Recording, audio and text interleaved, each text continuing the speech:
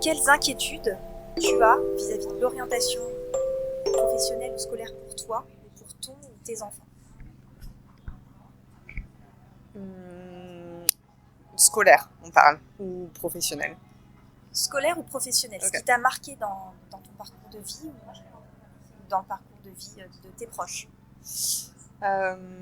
Alors, pour mes enfants, je crois que mon inquiétude principale, ça va être euh, de comment elles vont trouver des projets professionnels qui soient respectueux de qui elles sont, sachant que les deux sont neuroatypiques. D'accord. Donc, comment être à la fois valorisé dans sa singularité et en même temps, apprendre et dépasser aussi des difficultés qui doivent aussi, enfin des choses qui doivent être aussi travaillées.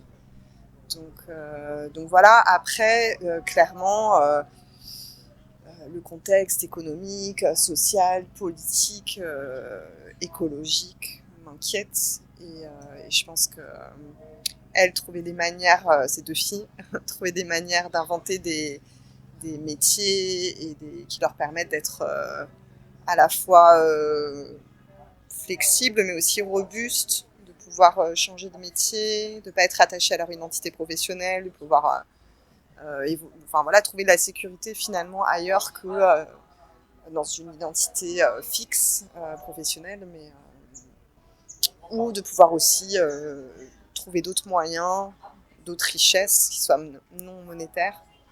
Euh, et finalement, euh, d'avoir une stabilité qui vienne de la qualité des liens qu'elles entretiennent avec les gens et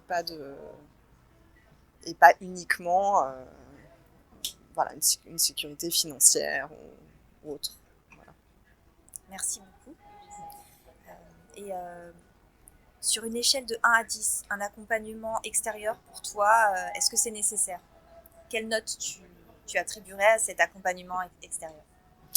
Ben, moi, je triche puisque je suis coach, donc où je passe ma vie à accompagner les gens, donc je vois bien l'importance. En fait, je trouve que pour être c'est pas forcément les plus proches qui sont les meilleurs accompagnants.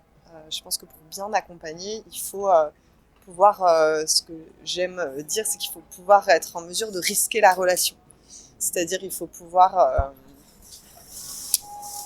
être libre ça veut pas dire on n'a pas évidemment de belles relations avec la personne qu'on accompagne, mais ça veut dire qu'on est en capacité de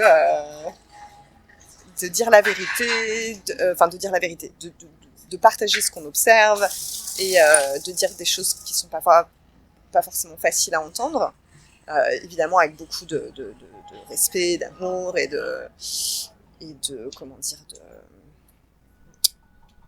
de soin. Mais ça veut dire être indépendant, ça veut dire être en mesure de ne pas être dans le jugement, d'observer, d'être curieux. Et des fois, quand on est trop lié parce qu'on est de la même famille ou parce on a des intérêts en fait qui sont entremêlés, on a une difficulté à être un bon accompagnant. Donc, pour moi, avoir un accompagnement extérieur, c'est super important, ce qui permet une forme voilà, de juste distance et ouais, d'indépendance en fait. Et en même temps, tu as répondu à ma troisième question, qui était l'accompagnement idéal, donc un accompagnement extérieur qui permet...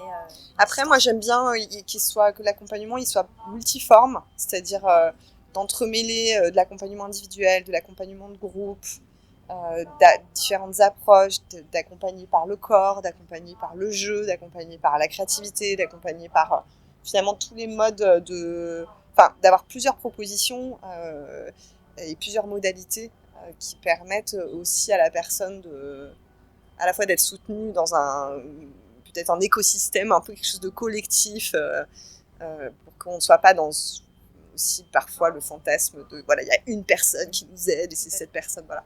Et un truc écosystémique, on va dire, un accompagnement global, collectif d'une personne qui prend plein de formes et qui valorise des trajectoires qui sont pas linéaires, mais qui sont complètement organiques, non linéaires. Voilà. Merci pour tout. Merci beaucoup.